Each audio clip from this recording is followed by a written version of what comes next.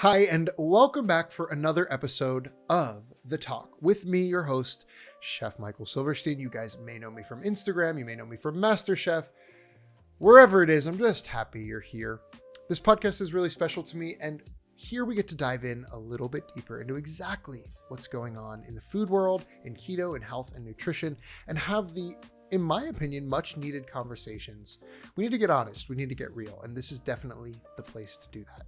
So today we got a very special guest, international best-selling author, but more importantly, just a really badass food blogger and well, it's not that it's more important. I don't know why I said that. It's all very important. She's really cool. But before we dive into that, I want to give you a little bit of information. So on my website at chefmichael.com/podcast, and that's chef-michael.com/podcast. I always tell you guys about the dash because some jerk owns chefmichael.com and won't do anything with it. So for now, it's chef-michael.com/podcast. You'll get a ton of information, including more about this episode and all of our other episodes, as well as everything happening here. You can also sign up for our mailing list, as well as there are a bunch of free recipes and all kinds of good stuff on my website. So you definitely want to check that out. So please check out the website. You can also join me after this for the bonus episode, as well as all the other bonus episodes that come with this podcast by going to patreon.com/chefmichael. After I interview our guest, I'm going to kick them off screen and we're going to talk one-on-one. And I just mean me and you and the camera. We're going to talk about what we heard, we're going to reflect on it, and I'm going to get even a little bit more personal with you. So definitely join me over at Patreon for the bonus episodes. It's just a few dollars a month, but it's amazingly supportive and helpful for me to keep the cameras on. So every dollar really does help. So that's patreon.com/chefmichael. Last but not least, a huge thank you to our sponsor, Redmond Real Salt, for providing support for this podcast. You already know I love Redmond salt. That's why this partnership made so much sense, because I genuinely believe in it. I use it every day. It literally sits next to me in my kitchen. It's the best salt in the business. It tastes good, but even kind of more noteworthy is that it's packed with over 65 trace minerals, including electrolytes. So when we talk about the importance of getting those electrolytes on a ketogenic diet, or really for anybody, potassium, magnesium, all that good stuff, you can just get that just by using Redmond salt in your cooking. Go to redmond.life where you can place an order. They also have lots of other cool stuff, not just salt. I use their toothpaste, but they have electrolyte supplements if you need even more, all kinds of good stuff, face masks, you name it. Face mud. They have awesome stuff, guys. Check it out, redmond.life, and use the discount code ChefMichael for 15% off your order, which is pretty cool. And the other cool thing is that now they're kind of like in grocery stores nationwide, so you can pretty much find Redmond salt at the grocery store. Just go down the spice aisle, you'll know what to do, but there are so many more products on their website. Thanks again, Redmond, for supporting this podcast. All right, it is time to dive in. And today's guest is a best-selling author. She has several cookbooks. She's been in the game for a while, and her food is truly spectacular. In fact, I really consider her to be somebody who kind of showed me how to bake keto food. I don't think I would be here today had I not found her recipes. Today, we're going to be talking to Carolyn Ketchum, also known as the Food Dreamer, at Food Dreamer on Instagram, and alldayidreamaboutfood.com is her blog. Let's dive right in with Carolyn. Oh, it's so good to see you. Thank you so much for being here, Carolyn. This is so fun. I know, oh my gosh, we've both been so busy lately, so I really do appreciate you taking the time to be here. I was telling our friends before you came on screen that, basically with this podcast, I don't have questions planned. It's just going to be a conversation. Right. So we're just going to kind of be chit-chatting as we've done before, this time on camera. That's the only difference. Yeah. And we'll see where it goes. Yeah, and I could have a child coming through at any moment going, who are you I talking love to? it. Who are you talking to? Yeah, no, it's great. Bring You them know? in. I'm all about a special guest. Human Yeah, right. babies, Well, dog babies, because I know you have a new puppy too. I've gotten to see some little pictures of. It's so cute. the dog baby had to go in his crate because he's been really amped up this morning, and he'd be like, he was trying to lick my face after I put makeup on, and I was like, stop. I don't know why he likes lotion and makeup. I mean, I'm sure it has some kind of like sweet smell or something. I'm so jealous though. I've been wanting a puppy for a really long time. I thought we were going to get a puppy when we moved into our new house. After moving to Texas, we were like, we need a yard, so we can't get a puppy till we have a yard. Now we have a yard, and my fiance's like, that's not a good idea. Like, we don't need this. Then we're going to have 2 dogs, and it's like, oh, you already have a dog. Yeah, but you guys already have one. Yeah, we have an 8-year-old. But I don't know why I've never. So my whole life I've never raised a puppy. And it's just something I've always wanted to do. That this like dog dad instinct is coming out, and I really want to like raise a puppy. Our dog now is a rescue. We got him at about 2, we think. Oh, that's fantastic, though. Yeah, I've always rescued. And I'll always continue to rescue. But I do want the experience of like raising a puppy. I don't know. Well, I will tell you that we went with a puppy from a breeder because neither my husband and I have owned a dog since we were like kids. So with life as busy as it is, like I would love a rescue, but you take such a chance. And I've had so many friends who have rescued. Oh, there's one of my children coming down the stairs. I have so many friends who've rescued a puppy or a dog and then had to rehome them because just like life, they didn't, like one dog was really biting people and, they found good homes for them, but they had to. And so it was just like, this is the first time we've done this in a long time. So we really need to know that we're getting a trainable dog. Especially with kids in the house and other things. Yeah, exactly. It's tricky. Exactly. I've had kind of opposite experiences, although I've never come across like a bad dog in terms of like biting or something. But we did have a rescue that like really broke our heart. He was very sick, and so he was only with us for a few months, which is like was truly one of the most devastating experiences of my life. I'm laughing so I don't cry. It was a really devastating experience because it's you fall so hard for these dogs, and then have to say goodbye so quickly was like truly devastating. And he wasn't that old, so it wasn't expected. And as a rescue, like they didn't know. We had all the vet stuff done, but it turned out there was more going on, which is probably why somebody got rid of. Anyway, we're getting into a sad topic. And then the second time I rescued as an adult has been like my dog is like an angel. He's the cutest, smartest, most well-behaved dog I've ever seen in my life. And so like I feel really lucky. I have had really good and really bad experiences with rescuing, but that's to your point, it is kind of a gamble in that way. And you got to, and if you're ready to commit to that, great. Like, I don't think, unless I was really pushed to the limit, that I would rehome a dog. But if I committed to it, it's like adopting a child. You don't. Yeah. Same. Send them back. But I can see like if it got out of hand or if they did bite someone that you'd have to. So I know. I'm just not ready to make that commitment because life's too busy, but it was enough commitment getting a dog in the first place. Yeah, and I'll definitely keep rescuing. But I would do that next time for sure. Yeah, I just I want the experience of like raising a puppy, especially a big dog. I really want. I've never had a big dog in my life, and I want like that big dog that I can like, that's like knows me from birth, and I can like walk off leash, and like I don't know. There's a certain bond that occurs from a big dog that I don't know. Maybe I'm crazy, but anyway, believe it or not, Carolyn, I didn't bring you here to talk about dogs. Talk about dogs. Okay, let's go on. Well, I mean, we can, but that wasn't my plan.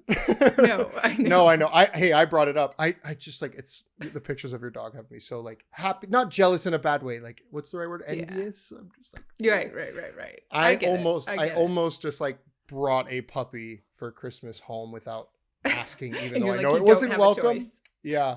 But then that's not the nice way to handle it. So I'm going to be a good partner and wait till both halves of my house are ready and in agreement.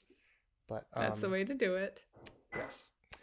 Anyway, before we kind of like dive into some like deeper conversation, I want to make sure that our listeners, our viewers know where to find you. I did tell them a little bit about who you are. If they don't already know, Okay. I'm sure they do. But just say hi, give us your name and where our friends can find you off of this podcast. Okay. I'm Carolyn Ketchum, the writer, the evil mastermind, as I like to say, behind All Day I Dream About Food, which doesn't sound necessarily like it's keto and low carb, but it is. And that's my website, alldayidreamaboutfood.com, along with I'm on Instagram at Food Dreamer. I'm on Facebook at All Day I Dream About Food, I think. I really detest Twitter, so I try not to be part of it. I'm on it, but I just barely. And I guess Pinterest. Oh, on YouTube. Of course, I'm on YouTube now. And my YouTube channel is actually really taking off, which is a surprise to me. I mean, I was just using it to host my videos. And then I started doing talking videos, like speaking to the camera and showing people how to make things, as opposed to just the little sort of hands in a pan kind of video. And I've been seeing taken you, off, so. I think you probably, from what I saw, maybe a year or so ago, because I saw some videos the last year or so that are more like kind of cooking show style. With I did some, I was doing just the like little short ones because they do well on Facebook or, on your blog. And then I just, I actually did some face-to-face ones with a company and was like, it was great, but it was really stressful. When I had a film crew in my house, I was, I felt the stress of like, I've got to get, we were shooting like 6 recipes a day and it was sort of panicky. And I always felt bad if I had to do a retake. Whereas when I do it and completely by myself, which I do now, which means running around to each camera and turning them on and off, I don't care how many takes it takes me, like it's once I'm into the recipe, no problem. Cause I know my recipes. Except I have a tendency to say tablespoon when I mean a teaspoon, which when you're talking about baking powder. Oh, that matters. It's the intro. It usually takes me like 5 or 6 takes till I realize what I really want to say and I get it without stumbling and things like that. Yeah, video is like a beast of its own. I've done some longer form videos. I'm kind of like getting into the shorter videos because I just like do them by myself in the kitchen, like you said. But when I do the long videos, my friend has to come and run the cameras, and it's a whole thing. It really is. And then the editing, it's a lot. And then the editing. At least the thing is, I've realized now, I've got the editing streamlined because I realize if I mess up, I can start in a different place. Like I said one sentence great, and then the next sentence I stumbled over. I can actually, just say the second sentence. The magic of television. Yes.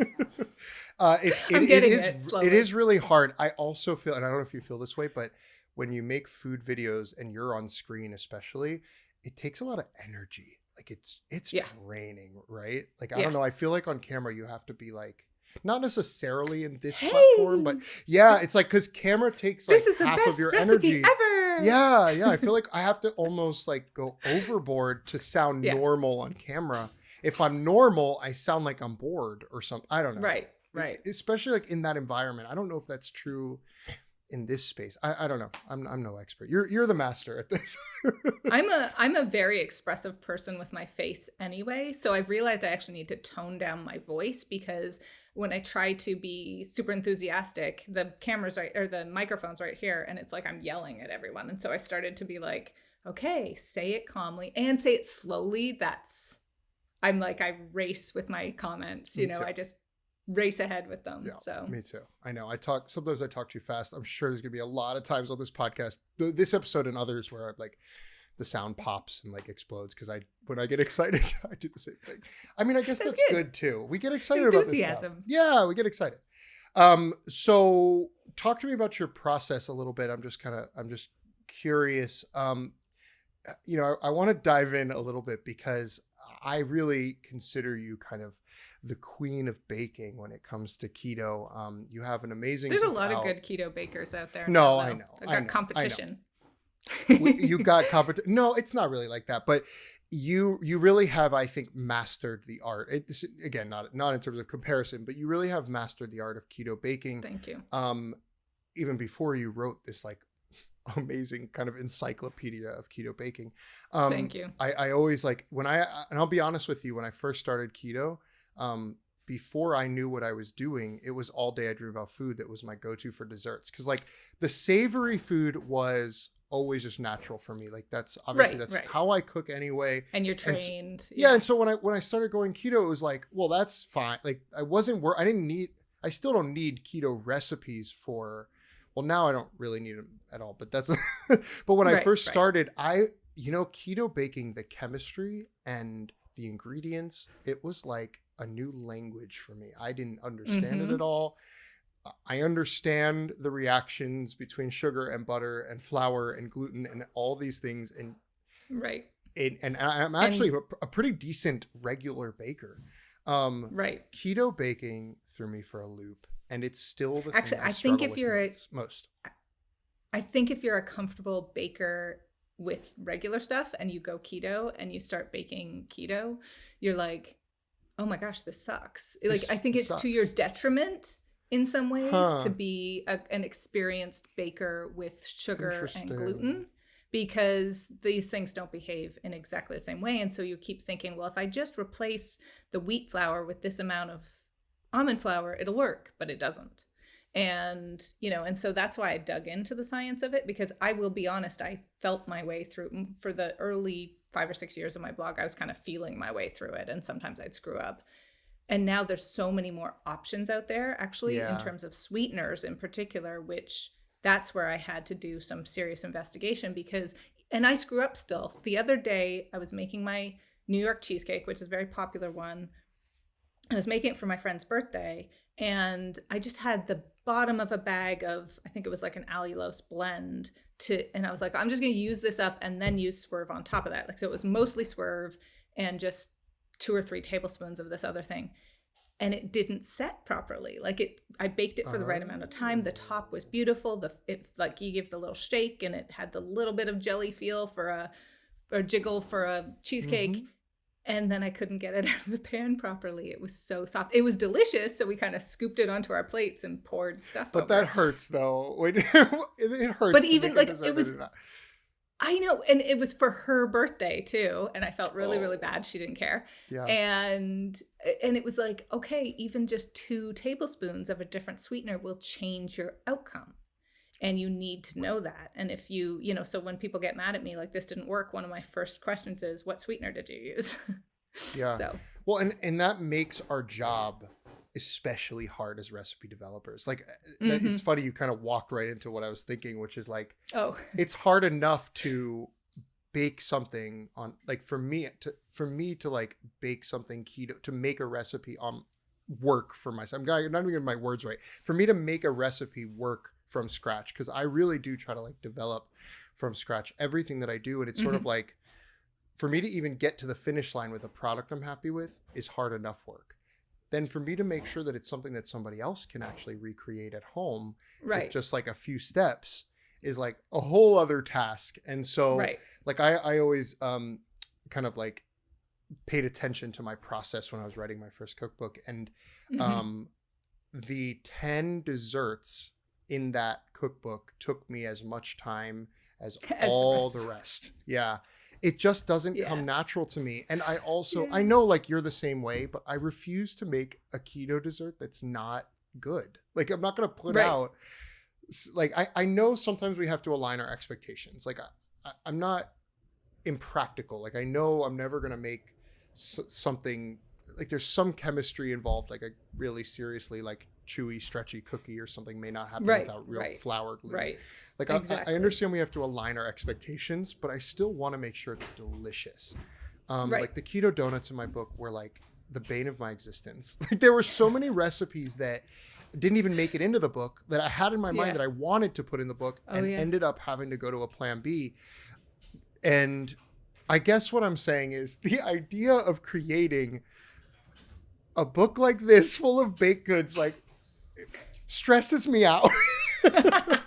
So I'm so impressed, and I have to know, like, what is your process? Because to me, and I guess like you said, it's taken a long time for you to like get this natural with it. But, and without being, too specific, what's your process? Is it just a lot of trial and error, or do you have sort of like some bases, like, this particular base works for breads? You know what I'm saying? Definitely have some bases. Okay. Because I've been doing this for so long, and because I've been working with almond flour for so long, and coconut flour, those two are my bases. Like if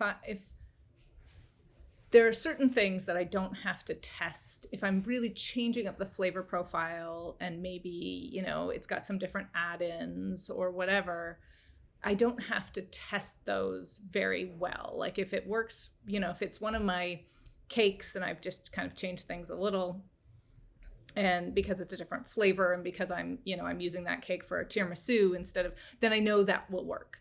And so I don't have to run through several test options. On my book, I tested everything. In fact, I actually had a whole group of people, readers who love my work and who volunteered, and we had a Facebook group, and I would test something out, maybe test it twice, if it really, so I would test once or twice depending on what I was trying to achieve. Then I had at least one or two people try it with dairy-free, so I could give some suggestions, and I would, and then people would just volunteer to try it. So everything would get like 2 or 3 tries from someone else, possibly up to 5 or 6, and then everybody would write their notes, and then I'd go back and test it if it really needed it. Yeah. And some of them did.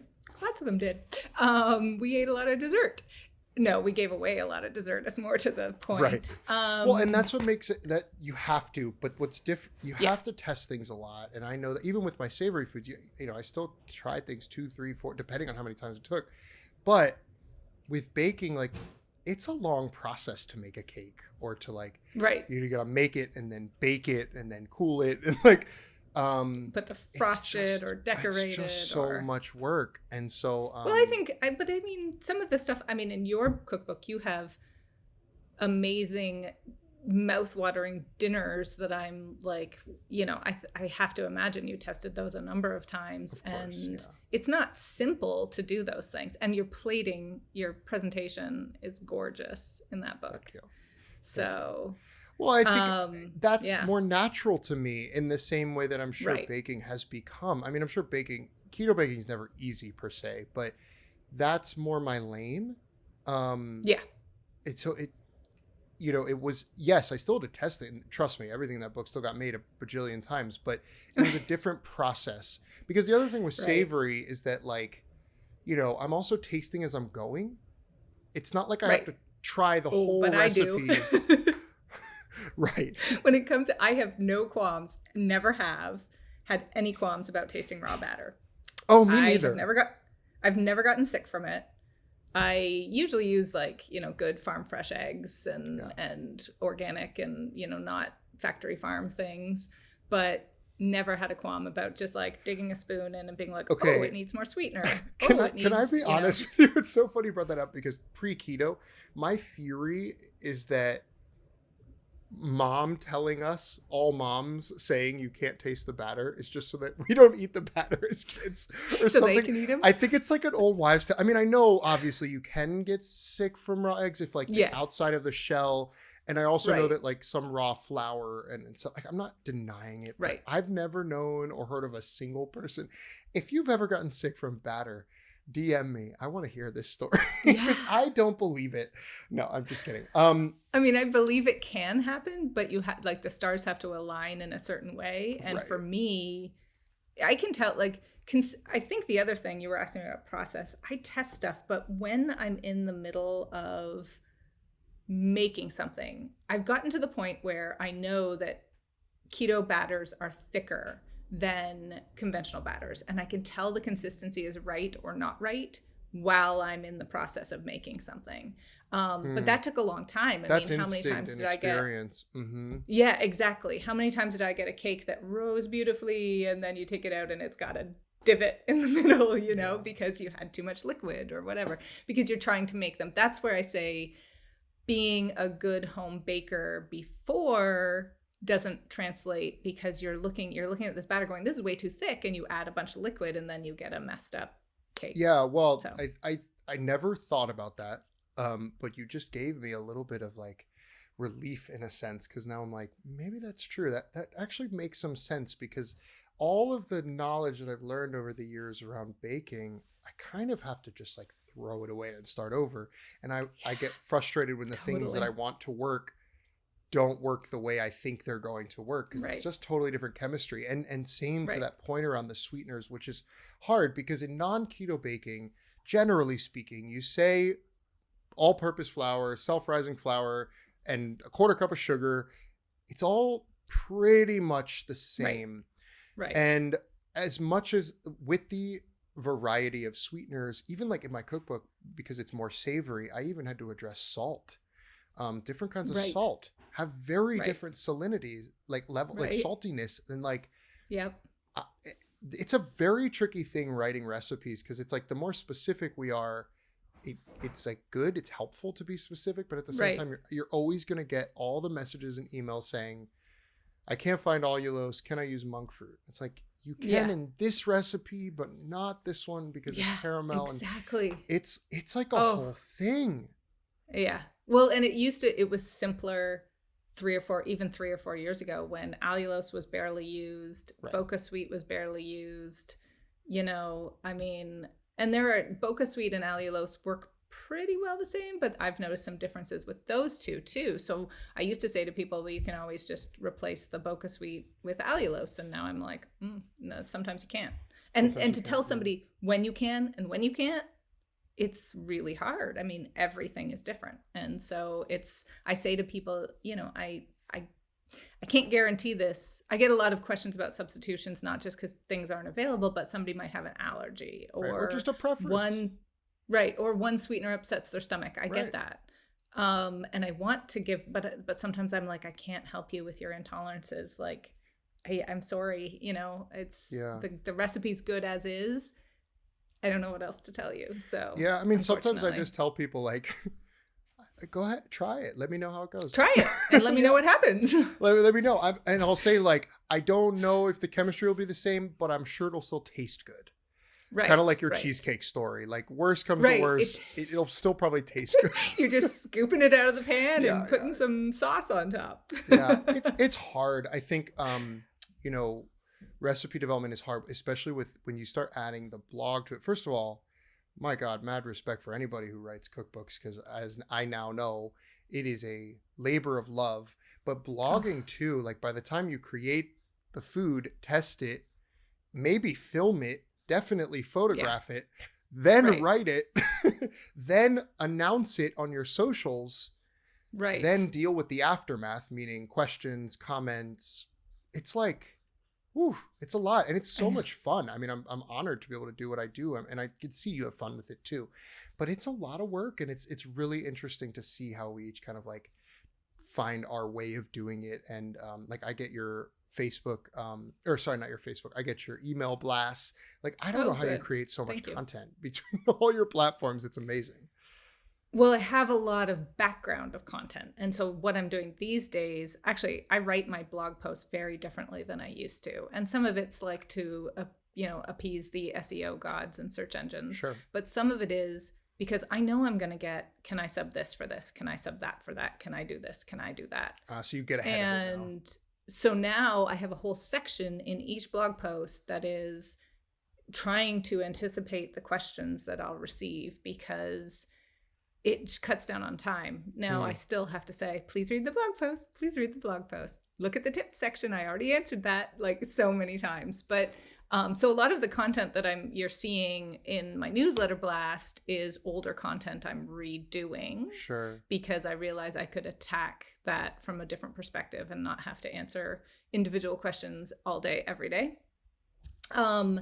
And some of it is that, yes, I just really like to bake. So I pretty much come up with a new recipe every day. That doesn't mean they all make the grade. Some of them have to be retested, and some of them are like, some of them, sometimes you have such a great idea in your head and you're so positive it'll work out, and you go and you do it and it doesn't, that I get so disheartened. I throw it away.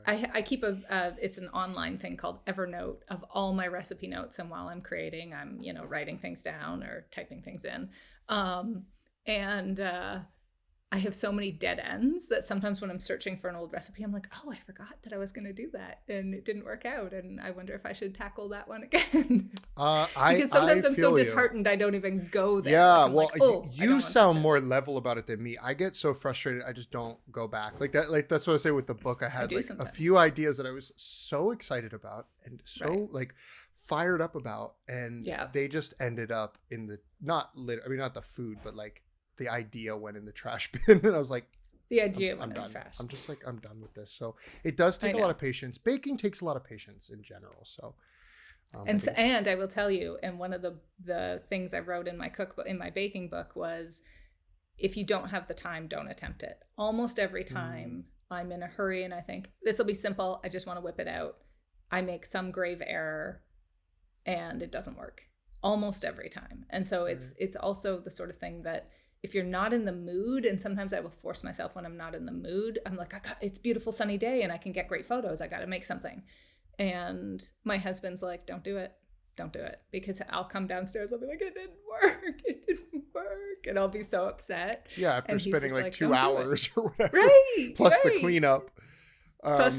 Plus you just get so frustrated. Yeah, well, good. I'm glad you take time off when needed for mental and physical health. I'm not sure I always do very well at it, but I'm kind of like that too, but it is important. So I have to tell you like a funny story. Well, no, it's not actually funny, but I'm very proud of myself. I feel like I'm learning. I feel like I'm inching closer to kind of being an instinctual keto baker. I was on a mission to make a keto pizza crust that was what I was like a very like, it's like cookies or anything else, right? There's like what perfect pizza crust is to each person is very different. Thin crust. True. Some people like it really thin. Yeah. And like I get up super early. I was working really early in the morning. I made one and I was like, this is actually really close. On my second time, like I swear to you, it was like a real pizza, and it wasn't fathead. It was just like kind of our normal stuff. Like it was like an almond flour base, and I was like jumping for joy. It was like the greatest baking moment in my life, because usually I don't get things on even like the second try. That was like a freak event for me. But I was so proud of myself, and like I got myself into trouble because now I was like sort of talking about that journey on my story, and all these people are like, where's the recipe? And like a part of me is like, this is so good, I don't know what I'm going to save it for, but I want to save it because it's like so good, I don't want to give it up. Oh my gosh. I'm the opposite. When something works out so well, I can't wait to share it. I'm like, it's funny because I love, like, even in life, like when I find a snack that I like love, and if I don't think I'm gonna be able to buy it again, I like put it in the pantry and don't touch it because I'm like, I'm gonna want that for later. I'm like a hoarder in that sense. When I like truly love something, I like hold on to it for something special. Yeah, I've done things like that. But I feel like I'm getting closer, and I was so proud of myself because I just like, even on the first try, it was close. Like just starting to get a sense of how to create some chewiness and also crunch. And I don't know, I was just like really happy with it. I'll be waiting for that one. I was just so excited. Unless you're going to market it and try to make some money off of it. But I got to tell you, the keto world is a flood with products that some are good. Some. A few are good. Some are crap. Yeah, some are good. Actually, I went through this before. The keto pound cake that's in my book that uses ghee.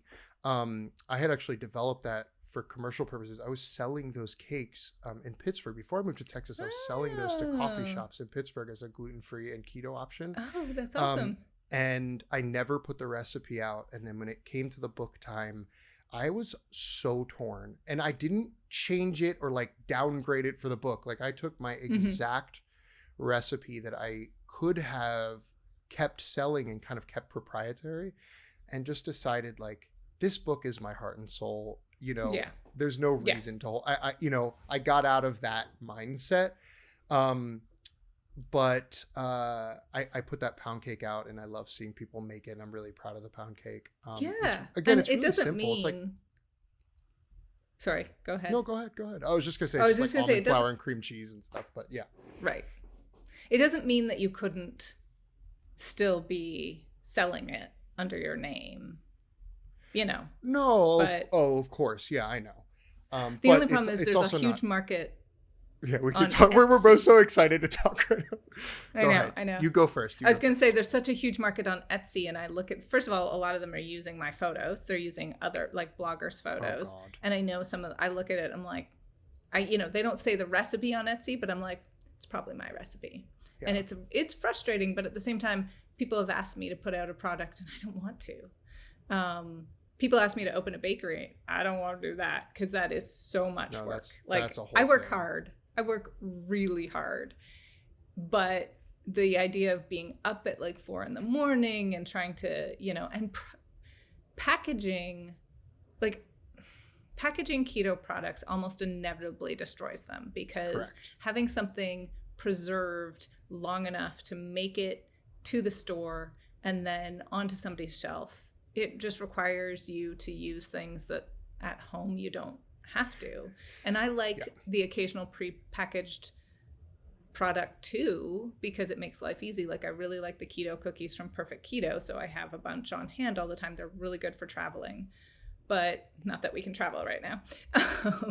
But I don't want to take one of my recipes that I love and make it lesser so that it makes a product that can be shelf stable. I don't want to do that. Yeah, no, I 100% agree. I think it would be a serious challenge to take something baked and actually package it and sell it in a shelf stable way that would be shipping. Like that's why the only reason I did that with the pound cake was that it was just local.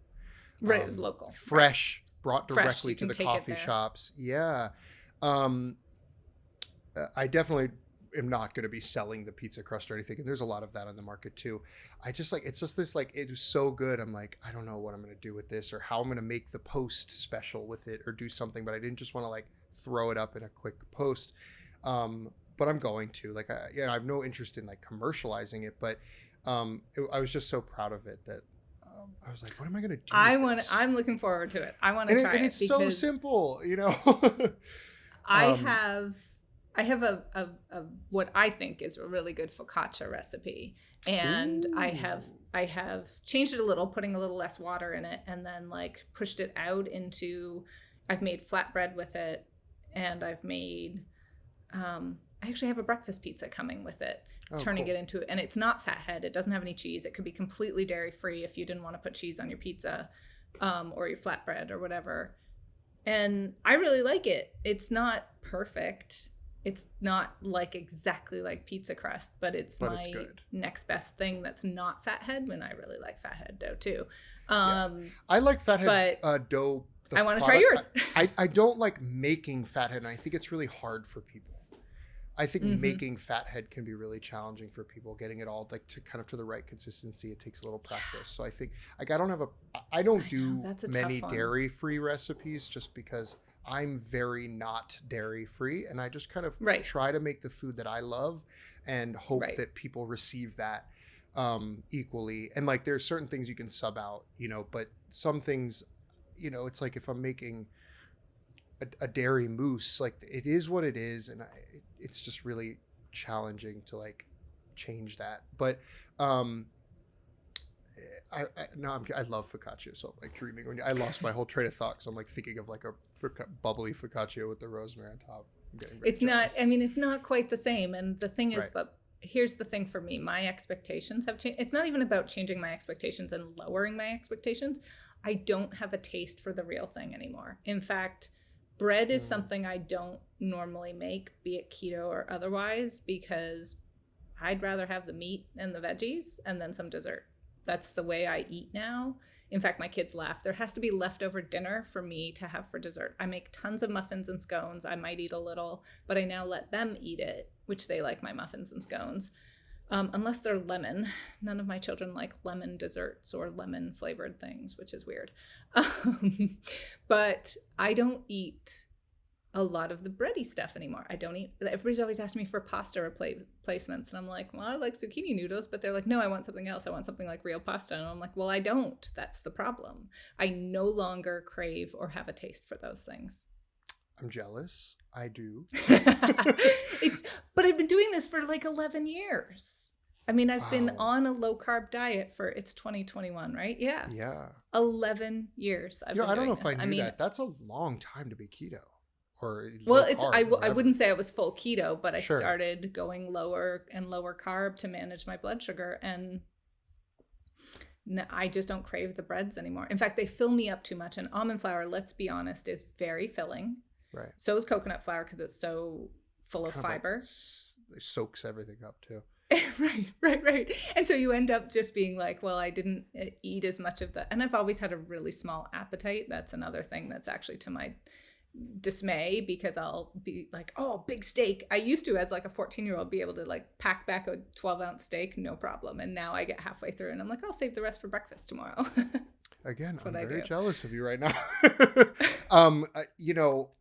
I guess one of the this is just a personal thing, and it's probably different from people to people, but I have to sort of like be cautious of even keto desserts for me personally. I love them. I mean, I love dessert. Right. I generally have a sweet tooth. Like, I'm not somebody who needs dessert every night, but it can become a habit if I like start having a little keto treat, then the next night I want it, and then it starts to kind of become a pattern. And so I do have to like be a little cautious about that, which is why I like this idea of getting into savory baking, which is brand new for me. I've never really, I did a cracker recipe last year, but I don't really do a lot of savory baking. And so this is kind of new territory for me, the idea of like doing a pizza or something like that. Yeah, but it's great. I'm more into it. I'm getting kind of pumped up about it. Because most of the baking I did, like most of my savory, we're talking like sheet tray, cast iron, stovetop, like I'm pretty straightforward with my savory dishes, but I'm playing around with this idea of savory baking. So it's great. I'm not off the focaccia subject yet in my mind. It's really good. I mean, it's really good focaccia. It's just nothing's going to, like, I keep saying to people whenever they ask me about this, is like, if I could make crusty Italian bread keto, not only would you'd never see that recipe, it would be totally proprietary, and I would be selling it and making millions of dollars, because that's the one, like, if I could really just have crusty bread to dip in olive oil and salt, that I miss. But I don't miss it on such a scale that I need to eat it every day. And I think keto baked goods have to be used in moderation. So people always ask me, do you eat all your food? Yeah, but sometimes I only eat like a half a serving. Like if I've had a big steak for dinner, which is where I try to go, steak or meat and vegetables, then and I've got a nice little pie in the fridge, I'll eat half a piece, not a full piece. And then I'll feel, like, okay, I had my sweet. And for me, and I think like for somebody who has always loved baking and had a sweet tooth, having a little bit at the end of the day is like, you did it. You did well today. That's sort of my thing. And it just makes me feel like my day's complete. But the temptation when it's all around you is to overindulge, and that we all fall that way. Like, I pretty much don't fall off the wagon and not eat keto food, but sometimes I eat too much keto food, Yeah. Which is totally I agree. Possible. Yeah. Keto. That's what I'm saying. Like, even keto desserts can become problematic for me. If I overdo it, and that's why it's such an it's a double-edged sword. It's a challenge because, I mean, obviously we want options for people. We want to provide recipes for people that are going to help them find success and find like sustainability, taking the carbs out of their diet and like making really yummy desserts or just like breads and other things it's really helpful for people. But there's the other side of that, which is like, I'm not sure there's like the triggering part of it. Like if you're an overeater, you have disordered eating or binge eating. Right. There's problems Absolutely. there. But even just for some people who are new to keto or don't understand that a keto dessert is still dessert. It's still super, calorie dense. Packs a calorie punch. Yeah. And so having conversations around like, before keto, you wouldn't eat 4 cupcakes after dinner. Right. After keto, you still shouldn't either. And so I like just to kind of like bring that up sometimes, because it's important. Like just because something is keto doesn't mean that it's like neutral. Like it still has an effect on our body and our blood sugar. And I feel like keto is changing in that regard. It used to be when I wrote my first book, which was like 4 years ago now, it was sort of like all you can eat buffet. Like, who cares about, as long as you keep your carbs down and you keep your fat up, it doesn't matter. Well, as a woman of a certain age who's, the change of life and things like that coming down the pike, I can tell you it makes a difference. And just going wholesale on fat and not considering how many calories you're consuming, the idea is changing now that people are like, moderation still matters. And it doesn't mean you have to go hungry. I think that's the difference. A keto diet can be satiating because you've had a lot of flavor and things are calorie dense. I think part of the problem that I've noticed is that people are used to eating a certain volume of things. So, back in the day when you ate pasta, you ate a big plate of pasta with some meat sauce or whatever on top. Right. And and now you're eating the meat sauce and it's smaller, and you need to be like, okay, it's only going to be 12 bites as opposed to 30 bites, because this is more calorie dense. It's more nutrient dense too, which is good, but you just need to, the volume is going to be smaller. The volume of food you eat is smaller. Yeah. Well, and like in some ways, the higher fat content in keto foods are more filling. Absolutely. You can reach satiety quicker, but I love eating, and like, I just like, if something's really delicious, like I just want to keep going. Yeah, I just want to keep going. And so you're right. And fat is very calorie dense as well. Like 100 calories of fat is like a tablespoon. It's a very small amount. So yeah, you're right. It's very easy for those things to add up, especially when you're talking about sauces, whipped cream and certain things, heavy cream and stuff like that. It's like very, whipped cream. I love it. I do like heavy cream. I live on it. It's probably in my veins. I love heavy cream. I do agree with you though. I think there's a lot of shifting in subtle ways around how we talk about macros. There used to be this kind of universal, if it fits your macros mentality, 70, 25, 5, 20 grams a day, hard stop. Net carb. I think we're changing a lot. I think there's some shifting back a little bit more towards total carbs again. I think this idea that one size fits all in keto is obviously being disproven. I also think that protein has to be lower has shifted. When I first started keto, it was like super high fat bombs, bulletproof, everything fat. Exactly. Keep your protein a little here and there. And now the conversation with like carnivore and other kind of influences coming into the space. Now protein isn't feared as much, which I'm not in disagreement with. I think probably me neither. And I had, when I wrote my first book, I did it wasn't a sample menu, although a lot of people treated it that way, but it was like what I ate for a week on a keto diet. And I had one woman email me and just rip me a new one by saying that there was no way I could possibly stay in ketosis with the amount of protein I ate. And I was like, I do CrossFit. Like I come home and I crave, after a hard workout, I crave meat and fat. And I'm not going to, and protein, I crave the protein, and I'm not going to deny that. I know we are in our society very disassociated with our cravings. So our craving for chocolate, we think means we need it. I need it, but no.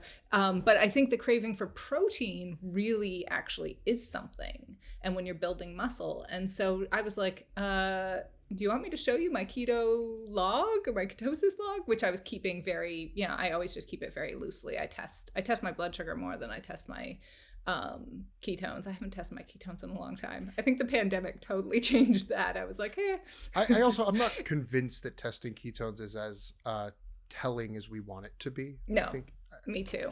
Like a high ketone level doesn't necessarily mean you're like more, you're going to lose weight. You're winning. Yeah, you're winning or something. Yeah. It's not a competition. No, but it's just, yeah. It's just interesting because she totally tried to tell me, she's like, I'm a keto coach. And I'm like, who isn't at this point? Sorry, I have a lot of skepticism around that. And she's like, there's no way you could be in ketosis. And I was like, you know what? I wasn't gaining weight. My blood sugar was great. And yes, I check my ketones, and every afternoon I'd be between 1 and 4. No, well, I don't think maybe I did check them every afternoon at that point. I don't remember. But when I check them, they're pretty good. For some reason, they're never good in the morning if I check them. But yeah, it's like, so one thing that the diabetes community, the keto diabetes community says, and this really kind of really resonated with me, is don't chase ketones, chase results.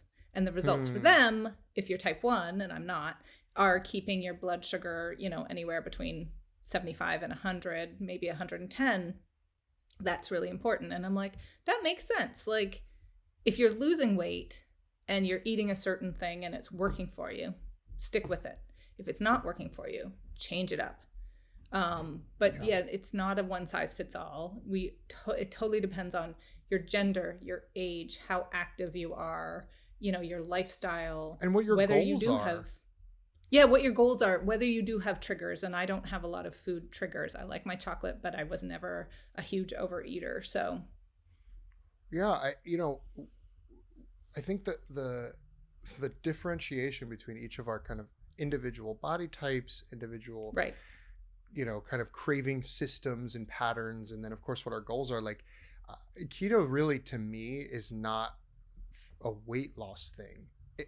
And I know that sounds strange. Well, it's like weight loss is kind of a secondary side effect of keto. Mm-hmm. But like, I've gained weight on keto. I was very keto last year and I still gained weight. Like, because I eat a lot. Right. So I think this idea that like, if you just go keto, whatever that means, you're going to just immediately lose weight. To me, it's not that simple. Right. There's more to it than that. Yeah. And that's what I mean when I say like keto isn't about weight loss. Keto is about a metabolic state that has a plethora of benefits. And I don't need a ketone meter to tell me when I'm in ketosis anymore, because you feel it. You can tell there's a lot of side effects. I get a little buzzy feeling. So if I haven't been, when I've been traveling, sometimes, things go by the wayside and I'm still eating low carb and I'm still eating mostly keto, but sometimes I'm eating too much of it, or over the holidays or whatever.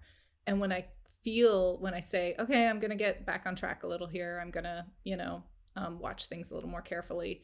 And I'm not testing anything. Usually I'm just testing my blood sugar. And so I feel this little sort of some like somewhere midday, I start to feel a little buzz in my brain, and I'm like, oh, and out of curiosity, when I feel that little buzziness, I test, and it's always higher, and I'm like, oh, look, see, it really does work. So you can feel it. Yeah, definitely. So, okay, I'll ask you some kind of rapid fire questions that are very straightforward, because I'm curious where you stand on this. Let's start with, and I'm going off the cuff here, but your favorite sweetener? Swerve, by far. Yeah. There are lots of great sweeteners, and Swerve has its drawbacks, like the fact that it recrystallizes. But when it bakes into something, it usually bakes the best. Some of the other things like can really, if you want a crisp cookie, you're not going to get it with allulose or Boca Sweet. Right. You just aren't. So. Okay. Favorite baking flour? Now I know that's generic, and I know you probably use blends in most of your recipes, as I do, but is there one that you just like really like working with, like almond or something? Almond flour. I mean, I like coconut flour, and I've worked out lots of good recipes with it, but almond flour is also something that bakes, that if you get a good fine almond flour, that it will bake into something that can resemble a cake that you used to make. Coconut flour can too, but you have to use like 6 million eggs. So Coconut I feel flour like, drives me nuts. I might be missing something. We should probably like have like some kind of meeting about this, because coconut, I use it in my recipes, but I find I use a very small amount of it to mix with almond flour.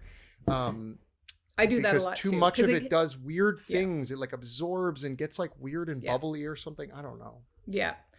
I can use coconut flour on its own in certain things like cupcakes and pancakes, but I do not like coconut flour cookies. I don't think it makes great cookies. So almond flour is usually my go-to.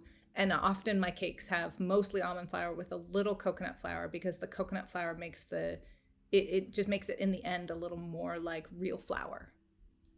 So yeah, I do like blending things, but the chemistry of coconut flour, I think it's because of I think it's because of what you said. I'm like trying to use it like I use regular flour or something, and I set myself up for driving myself mad, because like even almond flour, I find some predictability with it. I also used to use almond flour pre-keto for macarons and stuff, because it is used in some baking. A little more comfortable. Yeah, it's not something I'd never touched before. Coconut flour was like this new creature that like comes alive when it goes with liquid, and I don't know what to do with it, but I have found like in a small, like maybe, I don't know, maybe 1 part coconut to like 4 parts almond, something like that, does a nice thing.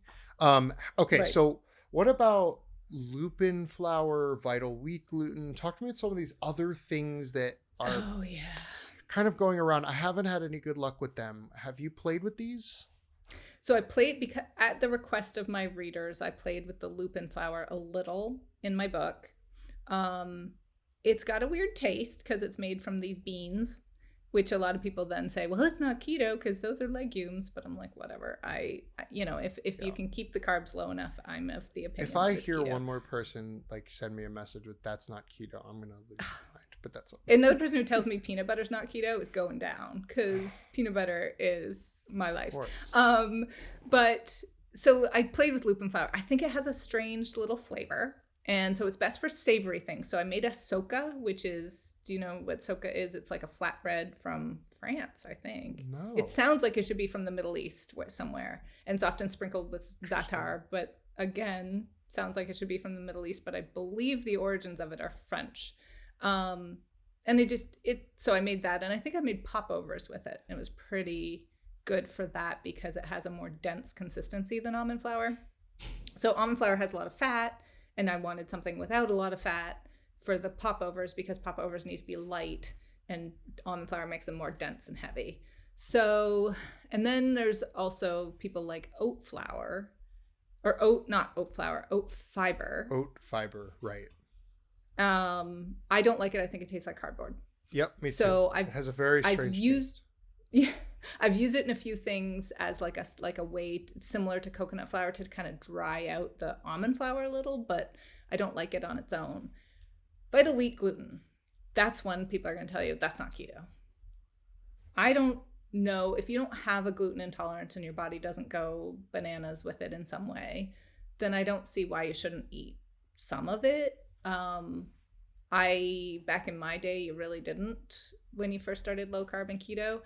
There is now a flour put out by the baking gods, King Arthur flour. They used to be King Arthur flour, and now they're King Arthur baking.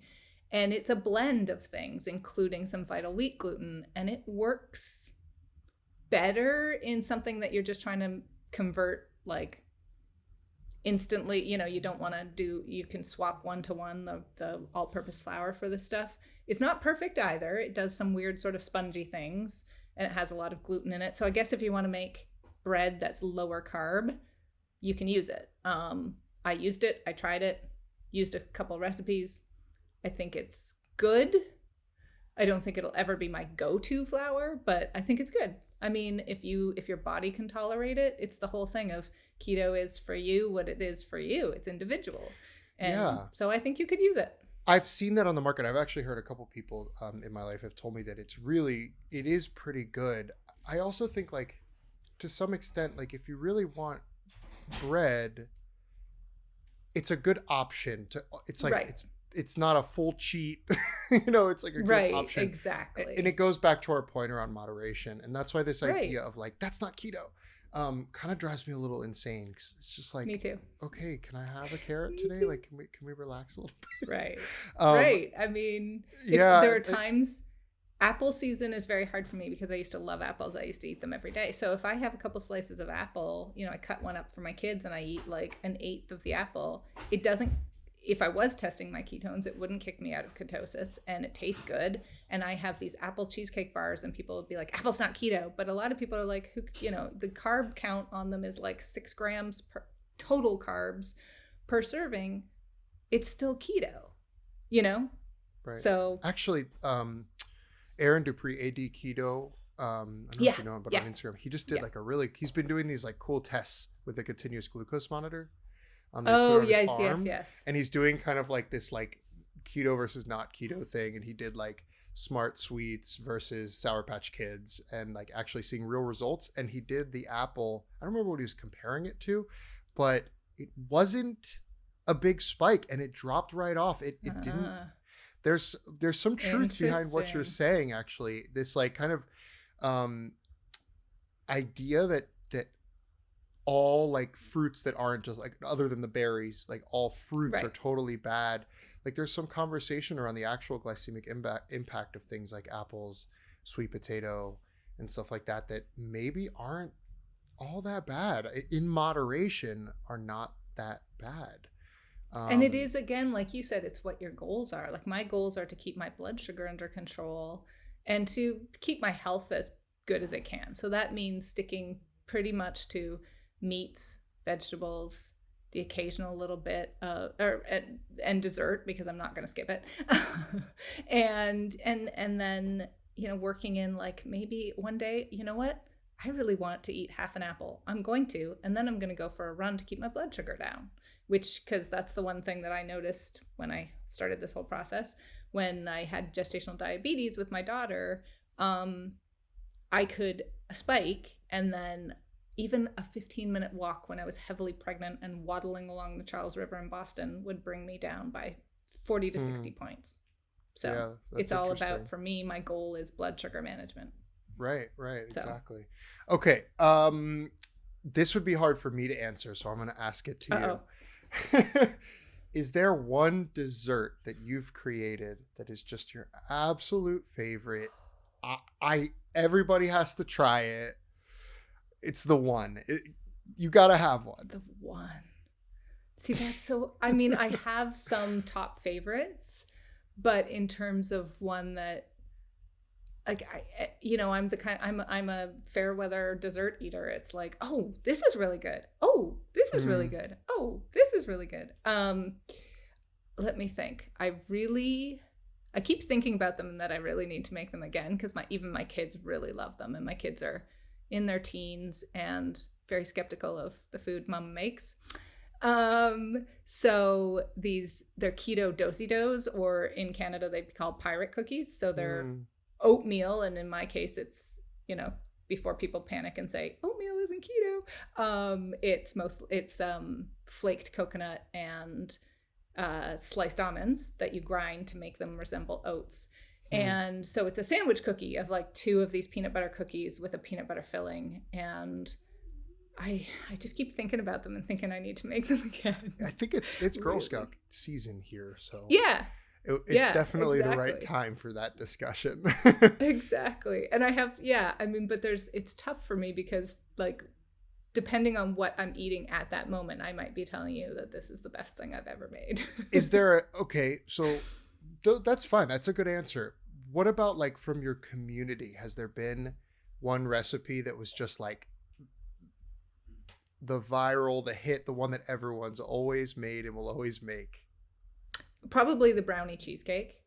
That one remains popular all the time. It's baked in a cheesecake pan. It has a brownie bottom and regular cheesecake, and then you drizzle like, I usually drizzle chocolate sauce over it. And that's all. Yeah, it's pretty good. That one is very popular, as is the New York cheesecake, but that's more plain and you can jazz it up a little. So I love it. That's awesome. Oh, all right. Well, I'm going to probably have to figure out what book is the focaccia? Is that in this one, The Ultimate Guide? That's in the first one, The Everyday Ketogenic Kitchen. Okay. Perfect. I'm also about to, I just realized that my computer's at like 15%. Oops. Yeah. But that was my last question anyway, because now I want to like go eat. The focaccia's in that one, and I also have it on the blog now because I did a video for it because it's pretty simple. But it's also one of those ones. So you were saying about fathead, and I'm just going to quickly wrap up there. Those are the ones where I want to show people how to make them because people have trouble, and some of the trouble comes from the brand of almond flour you're using, or the brand of coconut flour, the brand of cheese. And so it's really good on some of those to show people how it should actually look, because then if it doesn't look like that, you know, because I don't fake my photos, I do all my own photography, so I'm not faking anything. And if it doesn't look like that, then something went wrong. I can't always diagnose what went wrong, but something went wrong. If I was going to ask you if you had a piece of advice before you left for anybody who wants to kind of perfect keto baking, but what I'm hearing, unless I'm wrong, you can give me another answer, but what I'm hearing is that paying attention to the details of a recipe when it comes to keto baking is probably the key, right? Like, because it's come up now so much in this conversation because it's just an immensely important thing. And so would that kind of be your one tip to leave with our listeners? Like, just follow precisely the recipe. Read the recipe from start to finish before you even start the recipe. Like, start making it. Like, don't just, make sure you have all the right ingredients and all the little tips too, and knowing the difference. It's interesting knowing how to read a recipe. So if you say half a cup chopped strawberries, that means you chopped them before you measured them. Right. Whereas if you say half a cup strawberries, chopped, it means you measured out the strawberries and then you chopped them. So little differences like that can make a difference to the consistency. And it's just basically knowing how to read a recipe, reading the recipe through, and knowing what you're doing before you start, which I'm bad at. I've always jumped in and then thought, oh crap.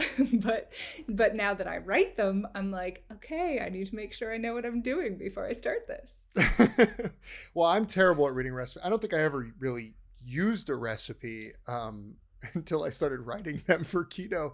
Because it's like, as a trained chef, you don't. It's its own beast. Like, learning to, that's what we're talking about. Like, learning to it's not good enough for me to be able to bake a keto cake. I have to be able to write how somebody else bakes a keto cake, which is a totally different skill set that you obviously have managed to thrive in. And I look up to you a lot. I want you to know that.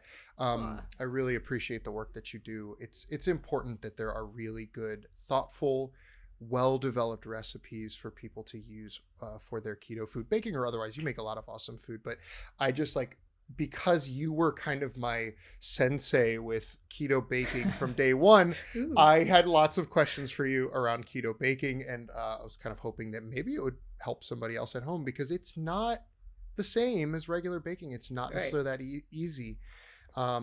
And so I really appreciate you taking so much time with me today. This was really cool. It was fun.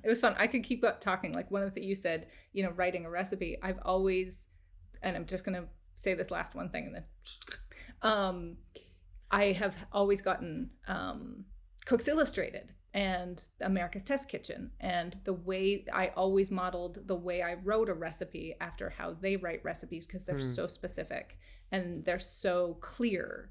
And that's why I think, my recipes hit their mark, because your ingredients are in a certain list, and you write the instructions based on how, and that sort of thing. And I think that's why they hit their mark, because it was never confusing for people to figure out what was going on. No. And to that point, there's a very particular process that goes, like you said, that goes into actually the process of writing steps. Like, when I would have assumed that writing recipes, at least for print, was just kind of a number 1, number 2, number 3, but there's there's a lingo and a language and very specific templating, like you said about the chopped strawberries versus strawberries chopped. There's all these little subtleties there's a certain kind of language, and I didn't realize it when I was writing. I realized that there was a language, but after I wrote the manuscript for my book, it went through, obviously I was working. Editing. It went through editing, and I was working with my main editor. Yeah. And then after we edited it, after she did all the editing of me and back and forth with the recipe, then it went to a professional, I think it was a copy editor. Yeah. She was a copy editor, I think. And all she did was she didn't change any of the words per se. It was just like what you're talking about. It was just making sure that these subtle standards of recipe writing were in practice. Yeah. It was sort of like they called it their house language. I thought it was fascinating that there's somebody whose whole career is dedicated to like editing. Yeah. And then it would be things like how the Fahrenheit would have the Celsius temperature next to it. How it would be like, if I was like a teaspoon plus a tablespoon, like sometimes it gets tricky when you use an ingredient twice in a recipe at different times. So it was like, it wasn't about editing the writing, like, oh, you spelled this wrong, or I didn't like how that was worded. It was like somebody's whole career is based on food technical writing, just how like where the paragraphs are, where the dashes are, where like I thought that was really cool. And I had no idea that was like a thing. They also like put in my metric conversions. And I'm like, that sounds really boring. There was also like a whole separate person who made the index, just the indexer. Oh my God. Like your whole career is writing. I know. Or convert. And I'm sure there's software that does it too, but it's like, that's an intensely specific career that I never thought of. Every book in the world has an index. And I'm like, poke my eyes out doing this. I would not want to do it. Like so. Really my computer is totally about to die. I'm sorry. This was really fun. I should have plugged in. No, thank you so much for being here. If it dies, we understand. I really appreciate it. Guys, make sure you're following Food Dreamer. I just called you Food Dreamer. Make sure you're following Carolyn at Food Dreamer on Instagram. All day I dream about food.com as well as on Facebook. This is just one of many fantastic books. The Ultimate Guide to Keto Baking. But God, you have breakfast, lunch, dinner. You have another dessert book. Never writing a cookbook again. Please don't stop. We love your books. And make sure you guys grab a copy of that anywhere books are sold. Again, I really appreciate you being here. I'm going to kick her off screen as her computer dies because we're going to do a bonus episode right after this on patreon.com/Chef Michael, where I reflect on everything that she just said. I'll talk lots of shit about you. Yay. I got to see this. Okay. We're going to talk lots of shit, but go ahead. Thank you so much. And I would happily do this again. And it's good to see your face. And hopefully we get to meet in person again sometime soon. I would love it. Thanks a lot for being a good friend. And I hope to talk to you soon. Have a lovely weekend.